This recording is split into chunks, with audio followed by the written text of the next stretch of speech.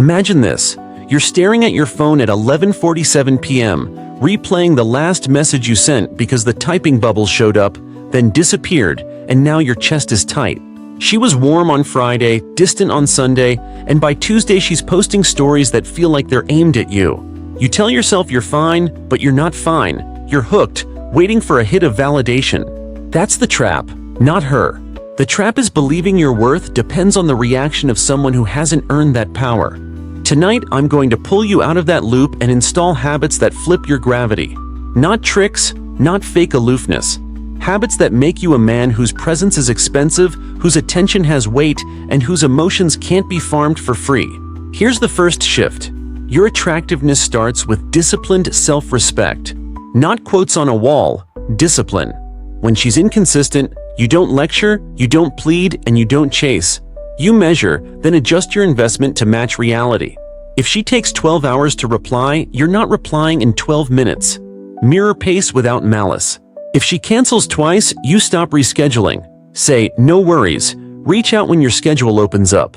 Then leave it. This is not a performance, it's a boundary with teeth. The psychology is simple. People value what requires effort.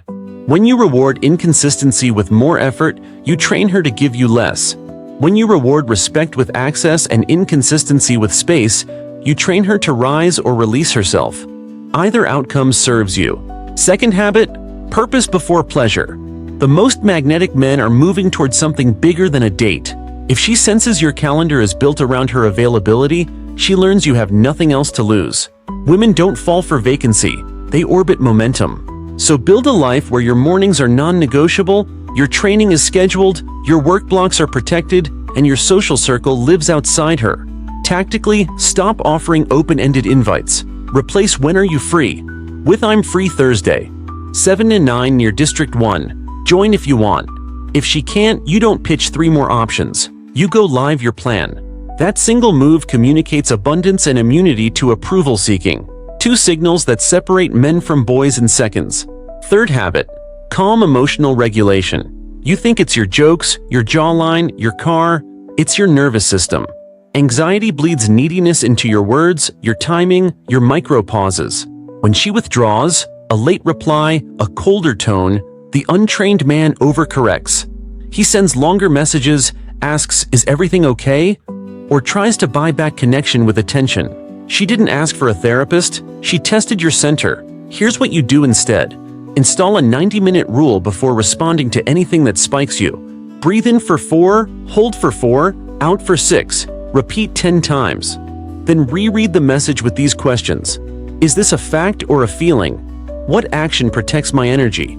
Often the answer is a shorter reply, offered later, with a clear invitation or a clean close. Example, she answers your invite with a vague maybe. You respond the next day. All good. I'm locking plans. Another time. No resentment, no sarcasm. Indifference is not cruelty. It's clarity without emotional subsidy. Fourth habit, calibrated curiosity. You ask sharp questions early, not to interrogate, but to observe alignment. What does a great weekend look like for you? What's your relationship with your exes like? What do you do when you're upset? Shut down or talk it out? You're not trying to win her. You're qualifying if your values fit.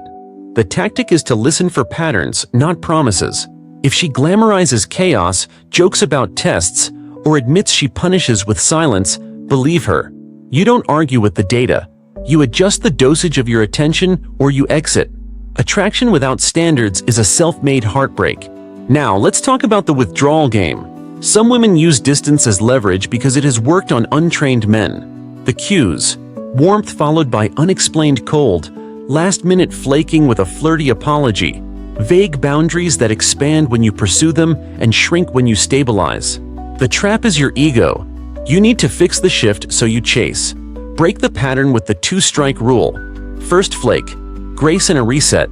Second flake, you step back, no confrontation. You reduce contact, stop initiating, and if she resurfaces, you require initiative. Pick a time that works for you and book it. If she doesn't, she wasn't that interested. If she does, the frame is restored. This isn't a game. It's quality control. The internal cost of ignoring these habits is heavy. You'll become a man of apologetic texts and restless nights, bargaining with yourself to tolerate disrespect you'd never advise your friend to accept. Your body will memorize that stress, and your future self will pay with resentment.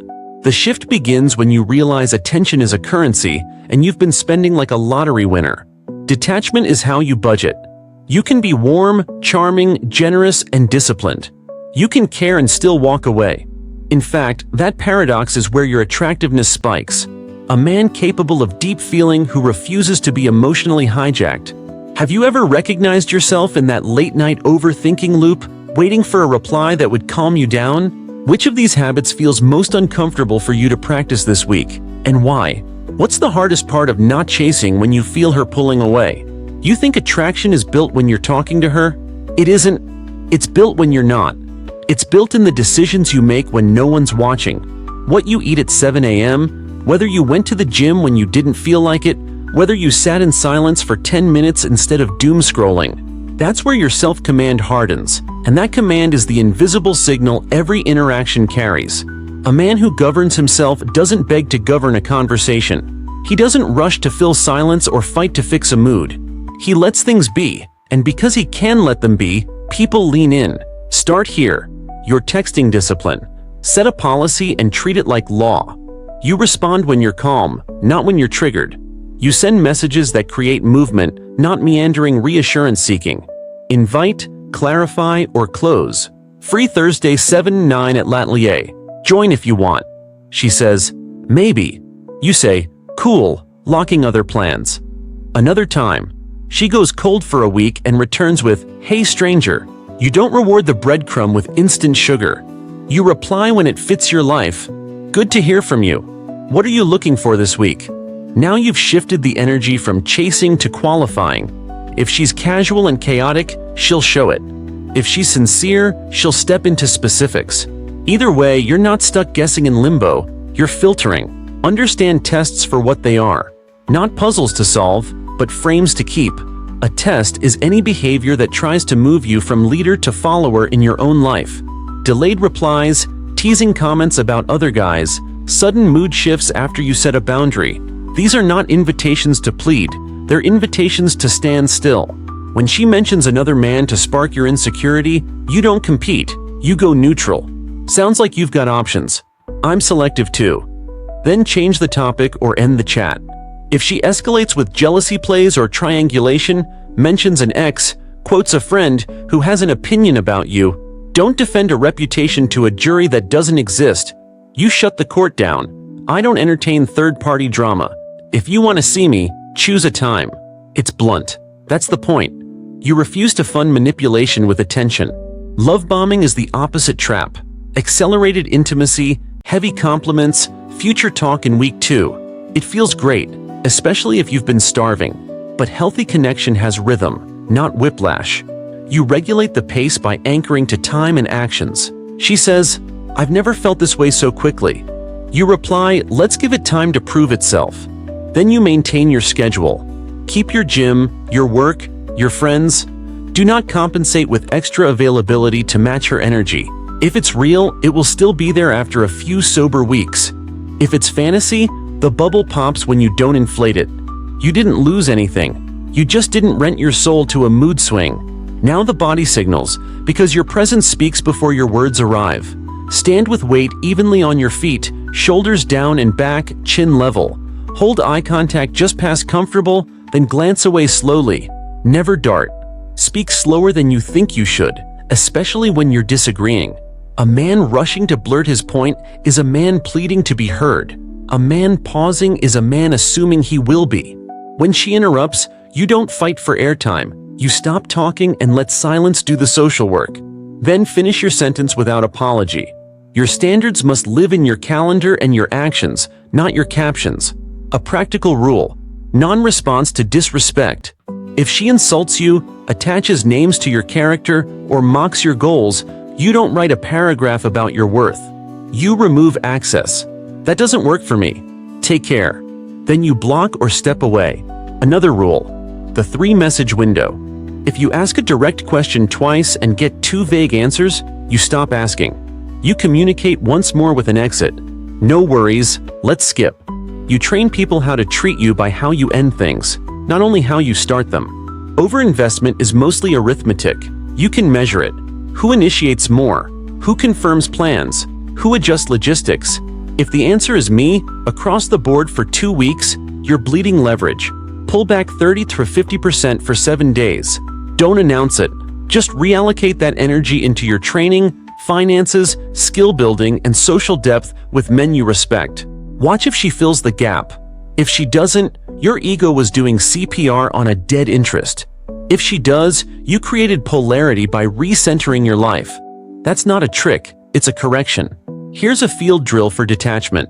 Schedule one challenge per week that makes you uncomfortable without risking your values. Cold plunge at dawn, sparring session, speech at an open mic, a high-stakes sales call, or a difficult conversation you've delayed. You're not chasing adrenaline. You're calibrating your nervous system to intensity so a delayed text doesn't feel like a crisis. Another drill. The walk-away rehearsal. Pick a scenario you fear. She pulls away after you say no. She flirts with others in front of you. She demands access to your time without reciprocity. And write the exact one-sentence response you would use. Practice it out loud until it fits your mouth. When reality hits, you won't improvise from panic. You'll execute from preparation. Which of these boundary scripts made you flinch because you know you've avoided saying it? When was the last time you rewarded a breadcrumb with a banquet? What did it cost you? If you pulled back 30% this week, what would you fill that space with that actually builds you? There's a moment every man remembers. You're on the date, it's going well, then the air shifts. She leans back, glances at her phone, and your stomach drops. You start performing. You reach for another joke, a bigger story, a louder version of yourself. That's when attraction bleeds out.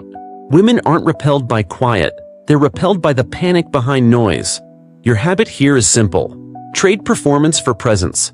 Presence means you notice the shift and you don't chase it. You slow your breath, take a sip of water, hold eye contact, and ask a grounded question that moves the frame to truth. You just pulled back. What happened? Say it calmly, not accusingly. If she's testing, she'll recalibrate. If she's distracted, she'll own it. If she's disinterested, you get clarity without begging. That line is a scalpel. It cuts through the theater quickly. Frame is the invisible story about what's happening between you. Most men surrender it because they mistake agreement for connection. Connection isn't agreement, it's alignment plus tension. Your job is to keep the story clean. Two adults getting to know each other, not a contestant trying to qualify. Tactically, you lead logistics, not emotions. Let's do Tuesday at Villa, 7:30. We'll keep it to an hour. You set time boundaries on purpose. If the date's great, you choose to extend. If not, you exit with grace. Don't stack 3 venues trying to force chemistry. Scarcity fuels magnetism. You leave at a high note and you let her feel the absence of you, not the exhaustion of you. Some women deploy guilt as glue. You seem distant. After you held a boundary, or I guess I'm not a priority, when you didn't bend your calendar. Do not defend with an essay. Affirm, clarify, and recenter. I like you. I also guard my time. If that doesn't work for you, I understand. This sounds cold to men trained to apologize for having a backbone, but your calm certainty is the thing she's actually scanning for. If she respects it, attraction rises. If she resents it, you've met a control pattern. Withdraw politely. The habit is refusing to be emotionally invoiced for living by your values. Sex is another arena where neediness leaks. You think agreeing to everything increases intimacy. It doesn't. Intimacy requires edges. You decide your standards. What you do, when you do it, what exclusivity means for you, what health checks and protection look like, and how you handle morning-after communication. Speak them plainly before heat scrambles your judgment. I'm not sleeping with multiple people. If we go there, I expect honesty and exclusivity.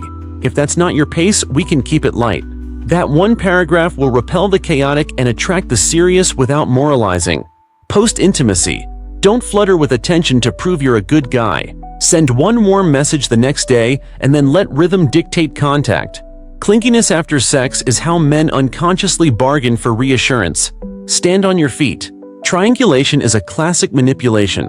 She constantly references a guy friend, an ex, or a coworker who just gets her. The weak frame competes. The strong frame reframes or exits. Sounds like you have good support. I'm not interested in a triangle. Then stop giving it oxygen. If it persists, you scale back access or end it. Another pattern: hot-cold cycles tied to your availability. She's sweetest when you're busy, distant when you're open. Don't dance to that rhythm. Keep your cadence steady, consistent, not needy. Your steadiness will either regulate her or reveal instability. Either way, you win by staying boringly reliable to yourself. When conflict hits, your habit is to lead repair without offering your dignity as a sacrifice. If she shuts down, you don't pry open a locked door. You set a time to revisit. I care about this. Let's talk tomorrow at 7 when we're both clear. If she insults or demeans, you hold an immediate line. I don't do disrespect. We can talk when we're both calm. Then you end the interaction. After, you do not chase to prove you're not angry. You let space do its job. When you reconnect, you bring structure. Here's what I heard, here's where I'm wrong, here's what I need. What about you? Men who can contain conflict earn a trust that romance alone can't buy. Purpose keeps you from becoming a pastime. Build visible momentum. A project with deadlines, a training cycle with a goal, financial targets on a board where you can see them. Talk about what you're building without bragging and then disappear to go build it. She should feel that dating you means entering a moving current, not dragging a raft across dry land. Practical tip: end your nights at a reasonable hour even when you want to linger. Tell her why. I'm up at 6 to train. Your discipline is the sexiest part of your story because it implies a future she can trust. Finally, learn to leave well. Most men either ghost from cowardice or explode from resentment. You'll exit with elegance and finality. I like you and enjoyed this. Our styles don't align. Wishing you the best. Block the channels you need to block. Not to punish, so you don't relapse into cycles. Emotional sobriety is the habit underneath all the habits. You stop using women to regulate your feelings. That's the quiet revolution. Ironically, it makes you irresistible because your warmth is now a gift, not a plea. When was the last time you felt the air shift on a date and began performing? What did you do, and how would you handle it now? Which boundary line in this part is hardest for you to hold without explaining yourself? If you had to leave one situation cleanly this week, what exact sentence would you use? You keep thinking charisma is some rare gene, when in reality it's a set of habits that steady your energy in rooms where most men wobble. Picture this. She arrives 10 minutes late, breezy apology, eyes scanning the room, still on her phone. Your heart wants to prove you're unfazed, so you make jokes, overcompensate, signal no problem. But your body knows the cost. A small self-betrayal that teaches her tardiness has no price. Attractive men assign prices. You don't punish, you calibrate. You greet warmly, you don't mention the time, and you end the date at the original time regardless. If she's late by 20 minutes, the date is 40 minutes, not an hour. I've got a hard out at 8. You keep that promise to yourself. Next time, punctuality tends to improve because your behavior made reality visible. That's leadership without lectures. Understand intermittent reinforcement because it's the hook that keeps you circling dead orbit. The cycle goes: she's intensely warm, then distant, then sprinkles crumbs when you pull away. Your nervous system confuses unpredictability with importance, so you start chasing a pattern, not a person. Break it with steady routines and clear thresholds. Create a written rule. 2 invitations without initiative from her equals. Pause. No third ask. If she resurfaces, you require specificity. Time, place, and confirmation. If she returns with, "We'll see," you don't negotiate with fog. I plan in advance. If you want to meet, choose a day that works. Then you vanish back into your life. You're not cold, you're sober. Compliments are currency. Spend them strategically. Early on, avoid complimenting static traits: beauty, body, style. Compliment choices and character, effort, punctuality, kindness to service staff, clarity when you set plans. I like how direct you are. That signals what you value and guides future behavior far more than you're gorgeous. If she tests with self-deprecation fishing for reassurance, "I look terrible tonight," skip the bait. I invited you because I enjoy your company. Ready to eat? You're not withholding. You're refusing to participate in a script that trains you to be a validation vendor. Escalation isn't only physical. It's presence, touch, truth, and tension in sequence. You escalate by revealing small truth first. I'm selective with my time. When she stays, escalate touch grounded in consent. Light touch on the forearm as you laugh, then withdraw first. If she reciprocates, you lead lightly. If she doesn't, you don't keep probing. You slow down and enjoy the conversation. The attractive man doesn't push. He invites and reads data. If you sense genuine chemistry, escalate honesty. I like this. I also move slowly because I respect my future. Chemistry without structure becomes chaos. Structure without chemistry becomes an interview. You're aiming for both. Digital hygiene is a battlefield most men lose. Unfollow the accounts that weaponize your insecurity. If your feed is engineered to provoke comparison, you'll enter each date already in deficit. Set your phone to do not disturb during time blocks and dates. Turn off read receipts. Prevent yourself from impulse texting by using drafts. Write the emotional message in notes, wait 20 minutes, then compress it into one sentence or delete it. You're designing friction so that your future self isn't sabotaged by your current adrenaline. That's not paranoia, that's governance. Watch how she treats no. Your no is the clearest measure of her respect. Say no to a last-minute plan that bulldozes your evening routine. Say no to a conversation that starts at midnight when you're up at 6. Say no to sharing passwords, to skipping the gym, to abandoning a friend. You'll see who she really is when she meets your edge. A woman who values you will negotiate, offer alternatives, or accept. A woman who wants control will guilt trip or escalate. Your tactic is simple. Don't convert your no into a maybe because she pouts. You can empathize with her feeling and still refuse the request. I get that you want to talk now. I'm off for the night. Tomorrow at 7 works. Then you disappear. If she punishes with silence, you don't bribe with attention. You let the silence be her choice and your clarity. Inner circle matters. If your closest men normalize neediness, gossip, and emotional outsourcing, you'll default to that under pressure. Build a brotherhood that resists your weakness while honoring your heart. Schedule standing commitments with men who train hard, build things, and tell you the truth. It's easier to detach from manipulation when your life already contains meaning. A woman should be a chapter in your story, not the author of your identity. This is not anti-love, it's pro-sanity. When jealousy hits you, yes, it hits everyone, treat it like weather, not a verdict. Don't announce it, don't accuse, and don't investigate like a detective in a cheap movie. Convert jealousy into a clarity request. I like exclusivity when intimacy starts. Where are you? If she evades, you downgrade access. If she answers clearly but behavior contradicts, you act on behavior. Attraction built on fantasy dies in discovery daylight. You choose daylight early. Money and gifts. Stop buying connection. Split basics on early dates or pay without broadcasting. Never pay to fix a mood. If she expects lifestyle without loyalty, you'll fund your own disrespect. Your policy. Your resources follow reciprocity. You invest in people who invest in you. That's adult, not stingy. Last, protect your attention like it's oxygen because it is.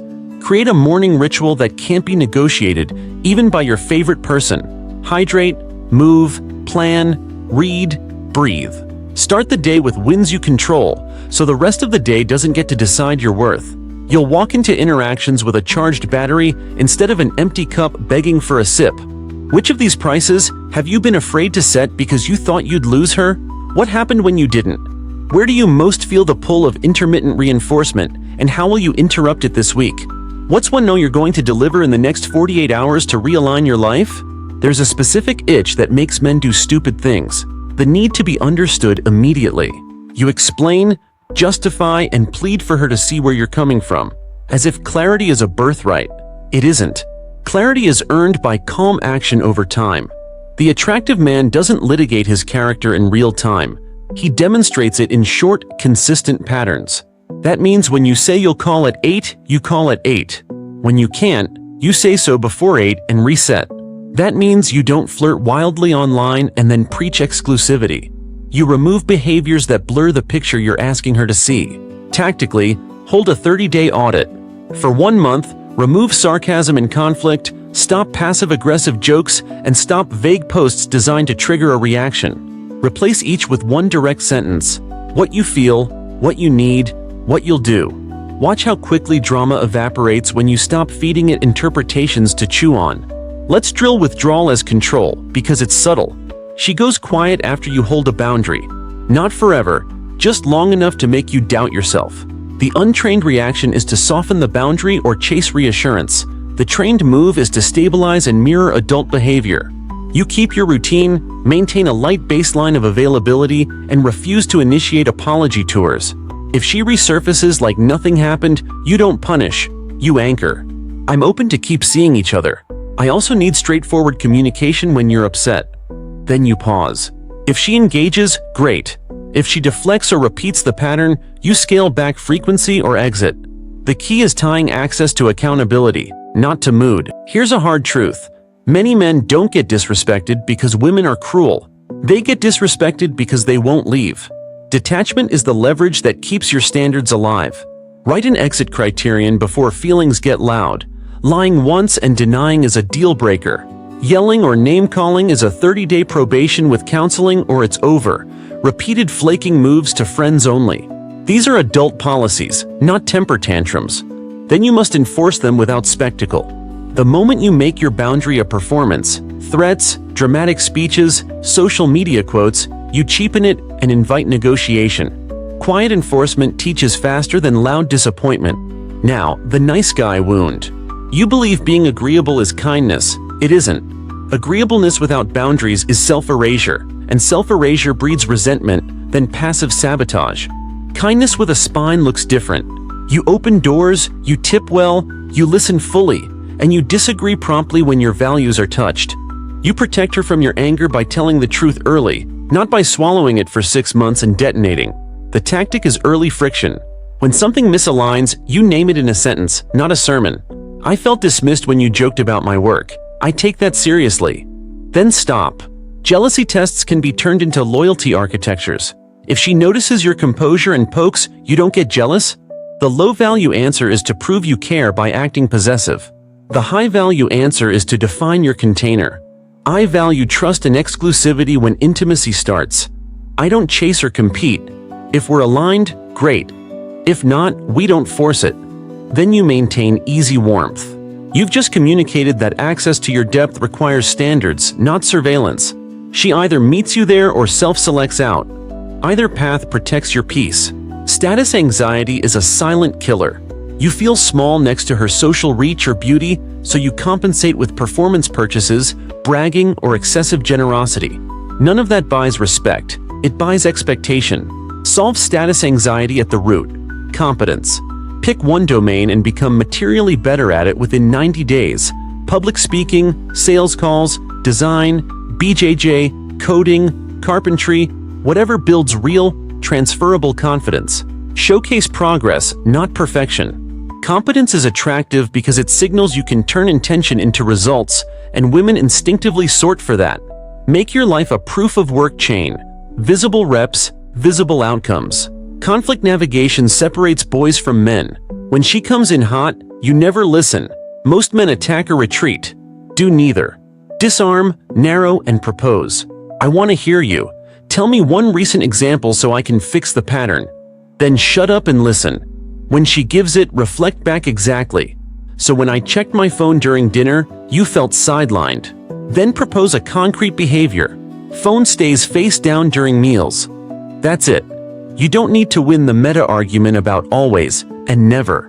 You need to install one behavior that prevents the next fight. Repeat that cycle 3 times and her body will learn safety with you. Safety, not approval, is the foundation of deep attraction.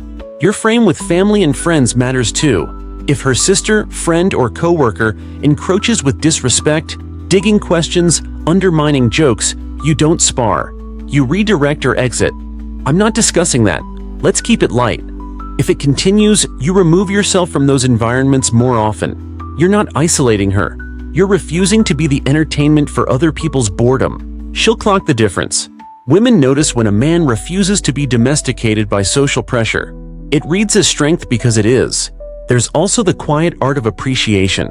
Not the theatrical grand gestures, but targeted gratitude that rewards the behavior you want repeated. I noticed you confirmed the reservation early. That's rare and I appreciate it. Or, thanks for being patient while I handled that call. It matters. Appreciation without neediness is catnip because it says, I see you, not please keep liking me. The tactic. Every time she does something aligned, initiates plans, shows kindness under stress, respects your time. You tag it with a short, specific acknowledgement. You're training for excellence without playing the parent. Lastly, rehearse solitude. Spend a weekend alone on purpose. No dating apps, no flirty DMs, no emergency visits to exes. Cook, train, build, read, plan, and sit with the discomfort that rises. If you cannot be with yourself, you will bargain your standards in exchange for company. The man who is comfortable in silence can selectively welcome noise without fearing its departure. That composure is the final habit. Your attention is a feast, and you invite selectively. Which exit criterion have you avoided writing because you fear you'll have to use it? What would it be if you were honest? When did you turn a boundary into a performance instead of a quiet policy? How did that play out? If you practiced solitude next weekend, what would your 48-hour plan actually look like? You've been told to be confident, but no one told you confidence is a byproduct, not a pose. It comes from a ledger that only you can see. Promises kept with yourself, reps done in private, boundaries enforced when it would have been easier to fold. A woman can sense that ledger within 30 seconds. The man who has done the work radiates a stillness that doesn't beg. He laughs slower, decides cleaner, and his yes has the gravity of a signed contract. That energy is irresistible because it signals safety without compliance. You're safe to be near, yet far from controllable. This is the final habit that threads all others together. Sovereignty. Not the chest-thumping kind, the monk-warrior kind. You walk into a room with nothing to prove and everything to protect. Sovereignty looks like the way you hold your calendar. You defend the mornings where you stack your identity. Sweat, skill, silence. You schedule hard things before pleasure and keep them there. It looks like the way you honor your word when no one would know you slipped. When you tell her you'll arrive at 7:30 and traffic snarls, you text at 7, running 10 late. Adjusting the end time so I still hit my 9 p.m. cutoff. You don't apologize for having a cutoff. You protect it because you respect the man who has to wake up tomorrow. It looks like the way you metabolize rejection without rewriting your worth. She doesn't choose you. You grieve briefly, then you move. You don't vandalize your self-concept to match her choice. There is a quiet brutality to modern dating because attention is cheap and intimacy is expensive. The algorithm trains you to confuse the former for the latter. Your counterstrike is expensive attention, rare, focused, and conditional on respect. You don't scroll her stories for context, you create your own context by writing your next chapter. You don't comment on her thirst traps, you thirst for mastery in your craft. You don't beg for closure from someone who already showed you who they are, you close the door yourself and lock it from your side. The paradox is that this austerity produces warmth. You can be generous because you're not bled dry.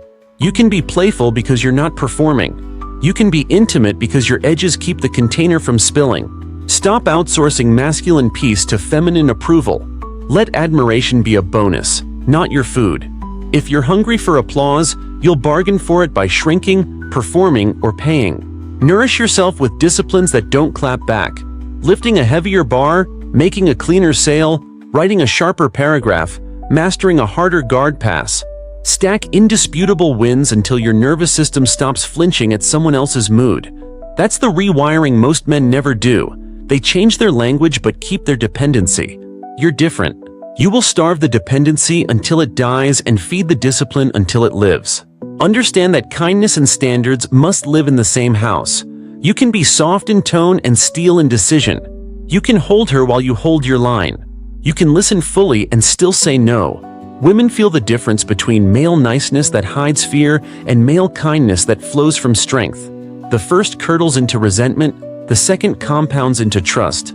Trust is not built by agreeing. It is built by being consistent enough that your disagreement doesn't feel like abandonment. That's why you do what you say you'll do, and that's why you leave when your policies are violated.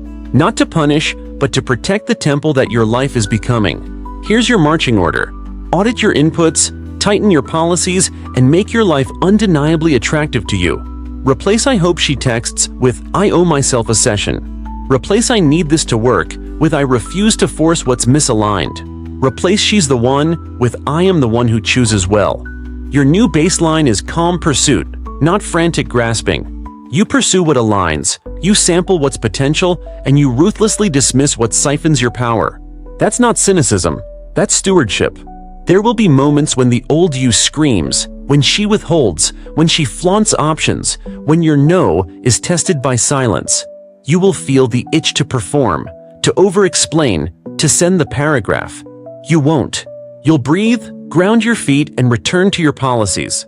You'll ask one clear question or you'll end the exchange. You'll pick up your life where you put it down. And you'll notice something. The world rearranges around men who refuse to negotiate their dignity. The right women step closer, the wrong women drift, and your heart finally sits down inside your chest like it found its home. Now, before we close, I want you to be ruthlessly honest with yourself in the comments. When did you last sell out your standard to keep someone who wasn't keeping you? What exact moment did you cross yourself? Which habit from this series stung because you know it exposes your pattern? What specific boundary or policy will you enforce in the next 7 days? And what line will you speak word for word when it's tested? You're not becoming cold, you're becoming clear. You're not running from love, you're refusing to call chaos love. The man you're building is not anti-woman. He is pro-truth, pro-boundary, pro-purpose. He is a shelter, not a cage. He is play, not performance. He is generosity, not appeasement. And when you live like that, you don't chase gravity. You become it. Let the world feel the difference. She didn't break you. She revealed what you were too afraid to protect.